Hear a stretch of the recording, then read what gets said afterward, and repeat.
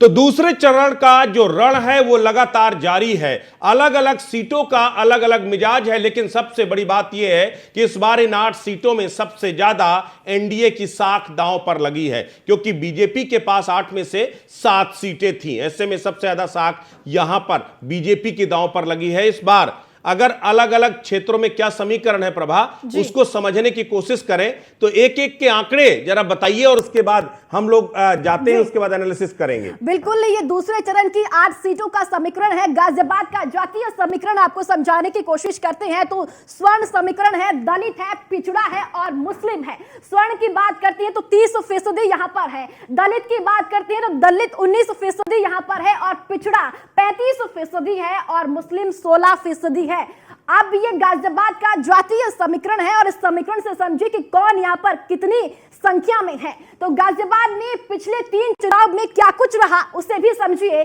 साल 2019 में बीजेपी की जीत यहां पर हुई है और कांग्रेस की यहां पर हार हुई है। 2014 का जिक्र हम करेंगे तो 2014 में बीजेपी ने यहां पर फिर से जीत हासिल की है, कांग्रेस की यहां पर हार हुई है। वहीं 2019 में भी अपनी लीड को भारतीय जनता पार्टी ने बरकरार रखा और एक बार फिर से बीजेपी ने यहां पर जीत हासिल की और समाजवादी पार्टी यहां से हार चुकी है। तो गाजियाबाद का ये महासंग्राम कौन कौन चुनावी मैदान में इस बार है वो भी आपको बताएंगे। अतुल गर्ग एनडीए से चुनावी मैदान में है, डॉली शर्मा इंडी गठबंधन से चुनावी मैदान में है और बीएसपी से नंद किशोर पुंडीर को चुनावी मैदान में उतारा गया है। तो 3 प्रत्याशी ये चुनावी मैदान में है। तो दूसरे चरण के लिए सियासी समीकरण जो है, जो सियासी योद्धा है उनके बारे में आपको बताते हैं। तो गाजियाबाद का रण है, अतुल गर्ग है 2017-2022 तक योगी सरकार में विधायक भी रही हैं और साथ ही गाजियाबाद का ये रण बीजेपी संगठन में काम भी किया है और बीजेपी संगठन में काम करने का जो अनुभव है वो यहां पर अतुल गर्ग को है। साथ ही साथ आपको बता दें कि गाजियाबाद विधानसभा से 2 बार विधायक भी अतुल गर्ग रह चुके हैं। तो 2 बार विधायक रह चुके हैं और 2017-2022 तक योगी सरकार में राज्य मंत्री भी अतुल गर्ग रहे हैं। इसी के साथ साथ आपको बता दें कि डॉली शर्मा कांग्रेस से प्रत्याशी है, कांग्रेस की ब्राह्मण चेहरा डॉली शर्मा गाजियाबाद चुनावी मैदान से हैं और 2019 में भी गाजियाबाद से चुनाव लड़ा था।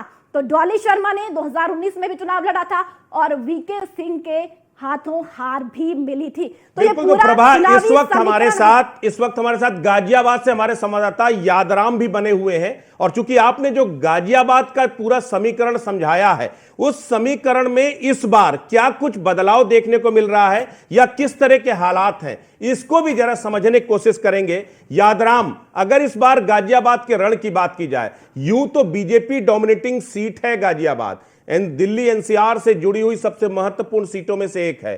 बावजूद इसके इस बार बीजेपी में जबरदस्त घमासान था, यानी बीजेपी के अंदर ही कई मोर्चों पर रण देखने को मिला। इस बार अब जब वोटिंग हो रही है तो क्या अंतर विरोधों को पाट दिया गया है, क्या स्थिति है? देखिए, बिल्कुल सही कहा ब्रजेश आपने। इस बार जब टिकटों की बात चली तो यहाँ पर बहुत ही घमासान था, क्योंकि यहाँ पर बाहरी वर्सेस स्थानीय का जो एक मुद्दा था वो बहुत ज़ोर शोर से चल रहा था और उसी मुद्दे की वजह से जो अतुल गर्ग है वो टिकट पाने में कामयाब रहे और जनरल वीके सिंह का टिकट कट गया। हालांकि इस पूरे मामले में जो पार्टी के अंदर ही कई गुट बनकर सामने आए और उन गुटों ने जमकर जो जनरल वीके सिंह है वो उसका विरोध किया और अब चूंकि गाजियाबाद जो है वो गाजियाबाद सेफ सीट मानी जाती है और ऐसे में यहाँ पर सेफ सीट के चलते अब जो एक मंथन है वो सिर्फ एक अंतर का है। वीके सिंह यहाँ पर 5 लाख वोटर जो वोट हैं उनसे जीते थे। अब जो अतुल गर्ग है उनके सामने ये चुनौती होगी कि 5 लाख से जो एक आंकड़ा, जो एक लकीर वीके सिंह खींच चुके हैं उसको पार करना बड़ी चुनौती है। अब बात वोटरों की है तो वोटर्स इस समय हमारे साथ खड़े हैं, यहाँ पर काफ़ी लोग जो अभी वोट करके आए हैं। सभी लोग एक बार अपना ये दिखा दीजिए जो वोट करके आए हैं और देख सकते हैं ब्रजेश की यहाँ पर जो लोग हैं वो वोट करके आए हैं। बहुत उत्साह है यहाँ पर। 92 इयर्स के जो बाबूजी हैं वो खड़े हैं, इनकी एज 92 है और इनकी 87 है। तो इन लोग, ये उत्साह है गाजियाबाद के अंदर वोट को लेकर के। जरा यादराम इनसे समझिए कि मुद्दे क्या हैं। कर रहे थे तो दिमाग में क्या मुद्दे थे? देखिए, दिमाग में ये मुद्दे थे कि हमको भारतवर्ष का देखना है, किसी कैंडिडेट का नहीं देखना। भारतवर्ष आज इतना ऊपर उठ रहा है जिसके हर आदमी इस चीज़ को जानता है कि मोदी जी की गाइडेंस में आज शस्त्र भी एक्सपोर्ट हो रहे हैं। तो हम लोगों को भारतवर्ष का देखना है। अब लोग बाग जीतने के लिए कहते हैं हम 1 लाख रुपए पर नारी पर ईयर देंगे। इसका मतलब 8 लाख करोड़ रुपया जो दिया जाएगा वो कहाँ से जाएगा? भारतवर्ष के फंड से जाएगा। फिर उसको टैक्सेशन की तरीके से इकट्ठा करना है, वो जोर किस पे पड़ेगा? तमाम व्यापारी पे पड़ेगा। तो इसलिए हम लोग भारतवर्ष की उन्नति चाहते हैं। आज भारतवर्ष में हर चीज़ बन रही है और एक्सपोर्ट हो रही है। आज स्वावलंबी है भारत। किसकी वजह से? शुरू के 60 साल में क्यों नहीं हुआ? लैम्ब्रेटा स्कूटर हुआ करता था, वेस्पा स्कूटर हुआ करता था, 25 साल में नंबर आता था, बुक करा दिया जाता था। आज आप यदि स्कूटर लेना चाहते हैं, कंपनी को टेलीफोन करें, 4 सेलर आपके पास आ जाएंगे। ये किसकी देन है?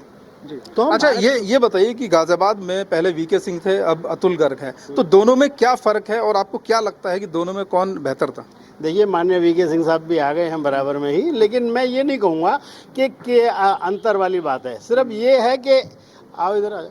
अच्छा यादराम जी, ये विकास की बात कर रहे हैं कि हम लोगों ने यहाँ पर विकास के कई पायदान छुए हैं, लेकिन जब चुनाव नजदीक आया, यानी मतदान का समय नजदीक आया, तब विरासत से लेकर इस्लामीकरण तक, शरिया तक, हिंदू मुस्लिम और भारत पाकिस्तान तक वो तमाम बातें होने लगी।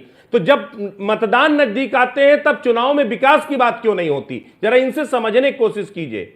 वो कष्टों से बचा करके लाए। अच्छा, ये बताइए, जैसे जैसे चुनाव नज़दीक आया वैसे वैसे हिंदू मुस्लिम की बात होने लगी, सीरिया से लेकर पाकिस्तान वो इन्वॉल्व होने लगा। तो एक जो मुद्दा है वो विकास पे और तमाम जो मुद्दे हैं, नौकरी है, एजुकेशन है और रोजगार है, इन पर ना होकर के हिंदू मुस्लिम और तमाम जो चीज़ें हैं वो सामने आने लगी। उसके बारे में क्या कहें? देखिए, हिंदू मुस्लिम ज़्यादा बात पिछले 4 दिन से भड़की है। उसका कारण क्या है कि केरल में एक कानून लागू कर दिया गया कि एससी की जो रिजर्वेशन है वो मोमडन को भी दे दी गई। अगर भारतवर्ष में इस तरीके से पूरे में ही संपूर्ण में कर दी जाएगी कि हाँ रिजर्वेशन को एससी के हिसाब से बांट दिया जाए, तो जो वैश्य समाज है या व्यापारी समाज है उसको तो नंबर ही नहीं आएगा किसी भी जगह पे। तो ये अच्छा है, ये चीज़ नहीं होनी चाहिए। मुस्लिम कैटेगरी अलग रहनी चाहिए, एससी एससी से नहीं जोड़ना चाहिए। अच्छा, कुछ और ब्रजेश, यहाँ पर आप देखते हैं कि काफ़ी बुजुर्ग वोटर्स हैं यहाँ पे। बाबूजी, जब आप वोट कर रहे थे तो आपने क्या सोच रहे थे, क्या मुद्दे थे आपके दिमाग में? तो पहला तो ये है कि हर 5 वर्ष के बाद में ये लोकतंत्र का पर्व आता है।